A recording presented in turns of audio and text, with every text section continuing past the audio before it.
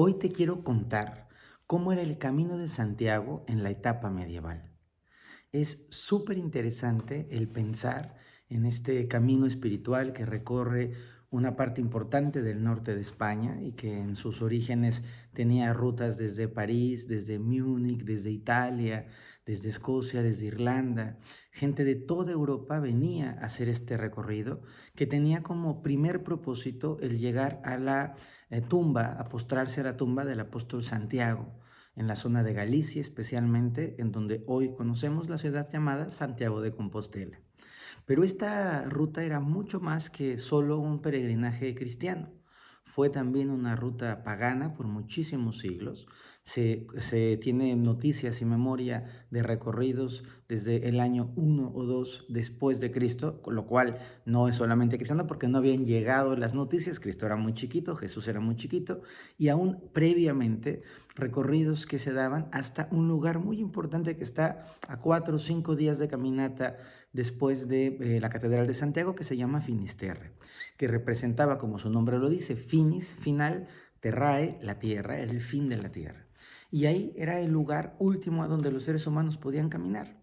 Esta magia, este misticismo, este encuentro de los caminos hizo una ruta que además causalmente coincide con el camino de la Vía Láctea, es decir, tú vas caminando, digamos que sobre la línea de la Vía Láctea, una ruta que tiene siempre la cualidad o la característica de que tienes a tus espaldas el este, donde sale el sol, y vas siempre caminando hacia el oeste, hacia donde termina muriendo el sol en este lugar llamado Finisterre.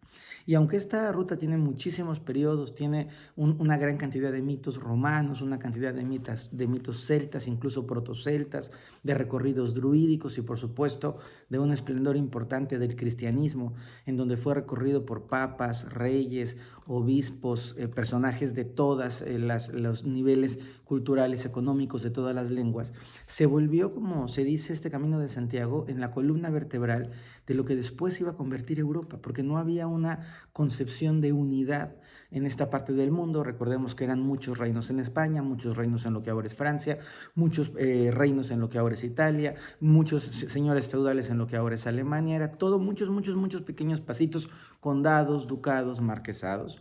Y es el Camino de Santiago lo que va generando un puente, un camino de unidad, un camino de conexión, un camino de principios, un camino de culturas. A lo largo del Camino de Santiago se instalaron francos, gente que provenía de lo que ahora es Francia moderna. Fundaron ciudades como las ciudades de la que arranqué el camino, que se llama Villa Franca de los francos del Bierzo. Llegaron hasta estas tierras personas trayendo muchísima cultura, vinieron órdenes religiosas y espirituales desde otros mundos, pero desde otros puntos, perdón. Pero hoy me quiero centrar en un periodo que es bien interesante, que es el periodo medieval, especialmente entre el siglo X y el siglo XIII después de Cristo, por supuesto. Recuerden solamente, amigos, que la tumba del apóstol Santiago se da a conocer en el 814 y a partir de ahí hay un auge tremendo de flujos. El gran Carlomagno le da una validez, Alfonso el Casto le da validez, entonces el Papa luego hace una bula en donde reconoce que ahí están los restos del apóstol Santiago. Imagínense el siglo XII, el siglo XIII de nuestro tiempo, con una afluencia bestial de peregrinos, tremendamente grande, en parte debido a que Jerusalén, que era el lugar natural de peregrinaje de la cristiandad, Jerusalén estaba ya perdida en manos de los musulmanes. Ya no podían ir los cristianos en esa etapa a Jerusalén. Las cruzadas acaban sobre el siglo II, entonces son expulsados los últimos cristianos de esas tierras. Luego la ciudad de Roma, que era el segundo gran santuario de la cristiandad, en donde estaba la tumba de San Pedro, sobre todo como el símbolo insigne. También tiene una serie de problemas políticos, de papas que estaban todos, los estados pontificios que estaban todo el tiempo guerreando, batallando. No había en realidad una sensación de pureza en esa Roma de esa etapa por las diferentes circunstancias políticas, sociales y culturales. Y cuando surge Santiago como un lugar puro, como un lugar neutro, como un lugar bello, como un lugar rico en historia, pues la gente empieza a decir Santiago, y llega a tal punto que se consideraba que los tres grandes lugares, bueno, no se consideraba, se sigue considerando que los tres grandes lugares de peregrinaje en la cristiandad eran Roma, Jerusalén y Santiago de Compostela. Y Santiago en este periodo alcanza un punto de tal esplendor que cuentan las crónicas que son caminos que se fueron creando. Esto es importante entenderlo. Nosotros en nuestro mundo cotidiano estamos tan habituados a pensar en las autopistas, las carreteras, los peajes, los puentes, los túneles, que se nos olvida que en algún momento no había túneles que atravesaban debajo de las montañas. Se nos olvida que en muchos tiempos no había puentes que cruzaban por encima de los ríos. Olvidamos que no había autopistas pavimentadas todo terreno, que había brechas, senderos que se iban haciendo al paso, al caminar, como la canción, que al caminante que no hay camino y se va haciendo camino al andar. Pues así se fue estableciendo el Camino de Santiago, sin ciudades, sin hospitales, sin lugares para comer, sin centros de fast food por el camino. Se fue construyendo y eso es algo que nos tiene que emocionar.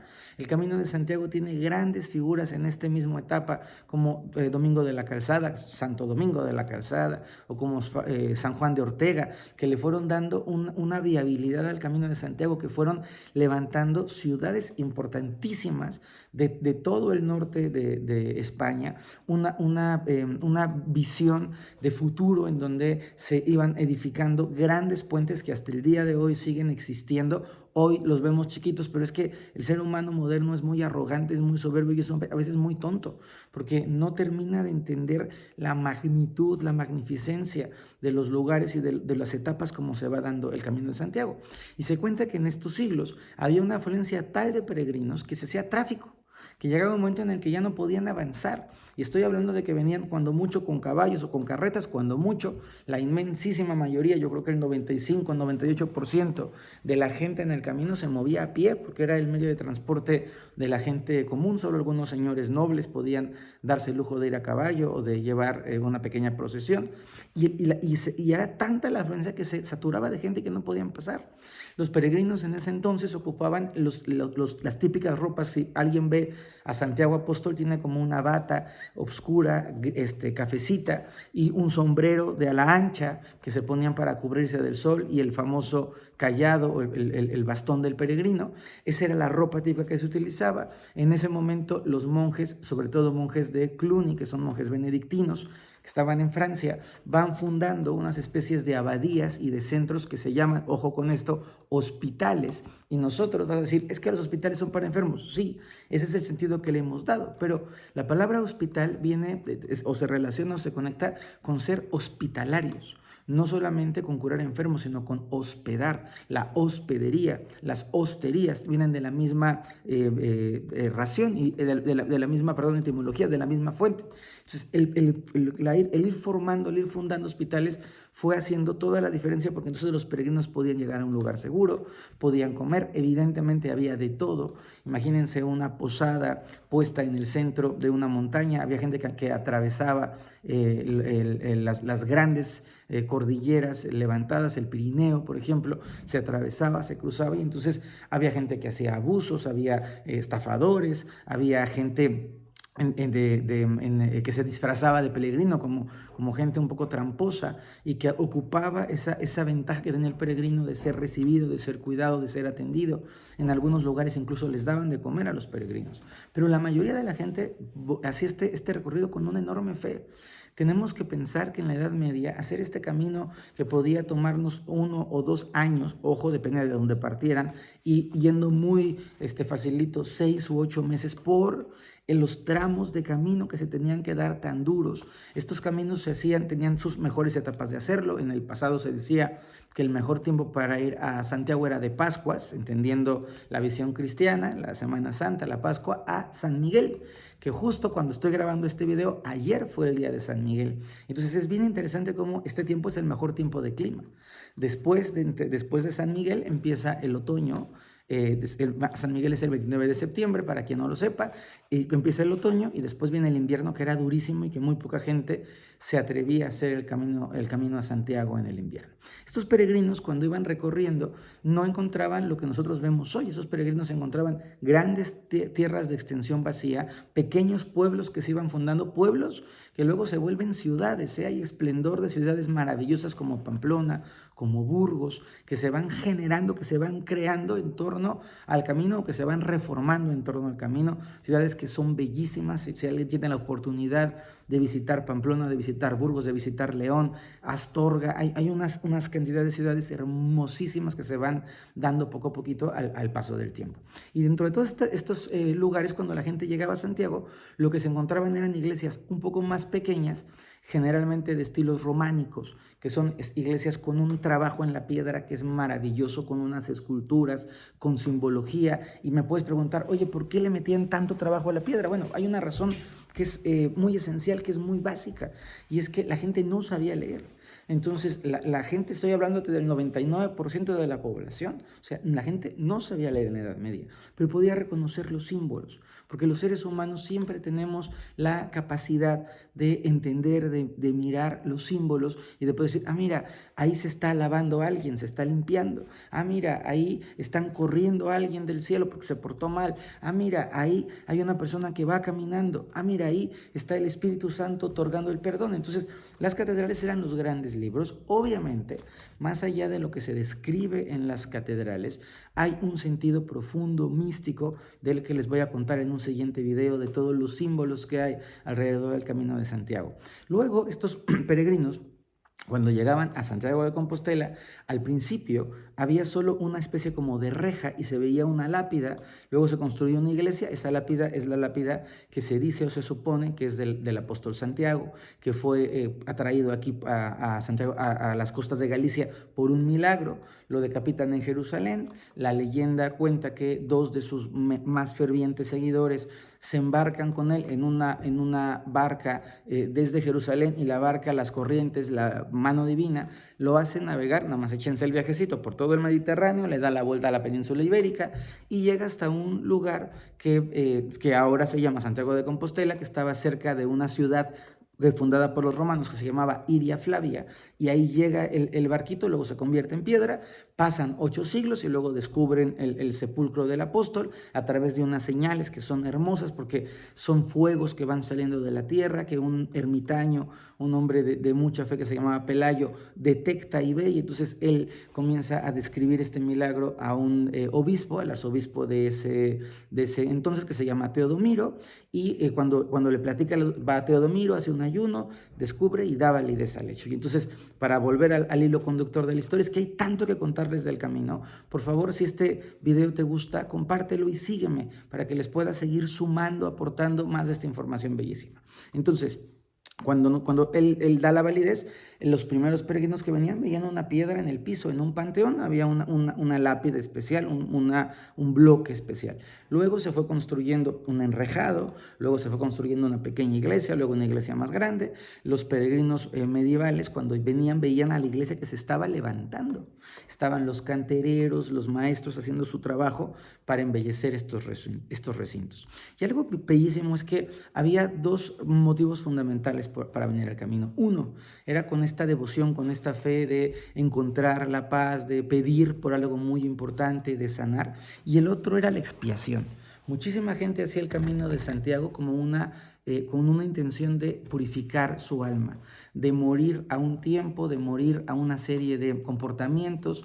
A veces había sentenciados a muerte que venían al camino pagando una penitencia, y mucha gente, se habla de muchas personas que encuentran en el camino la liberación, la redención, la paz interior.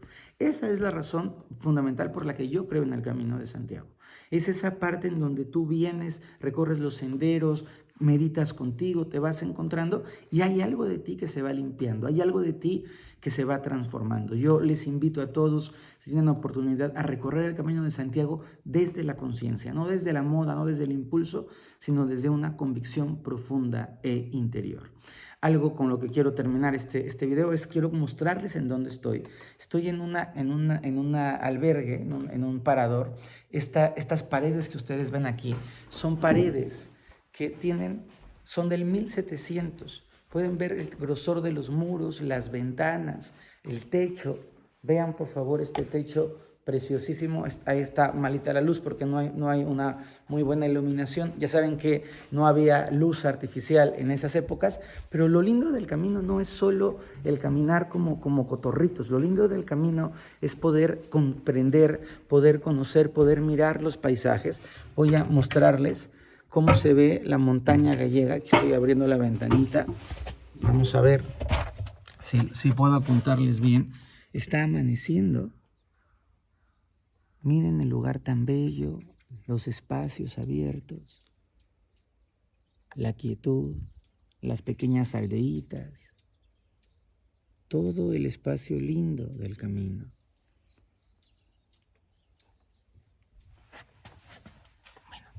Pues con esta visión bonita, con esta intención linda, les deseo a todos y a todas que si el camino los llama, porque además eso es algo muy importante y todos los peregrinos lo sabemos, el camino te llama. Hay un tiempo, hay un momento en el que el camino dice, ven. Si los llama, háganlo, pero por favor siempre desde la conciencia, desde el respeto, tanto por lo cristiano como por lo pagano, como por lo místico, y sobre todo háganlo desde el corazón. Mucha luz, muchas bendiciones a todos.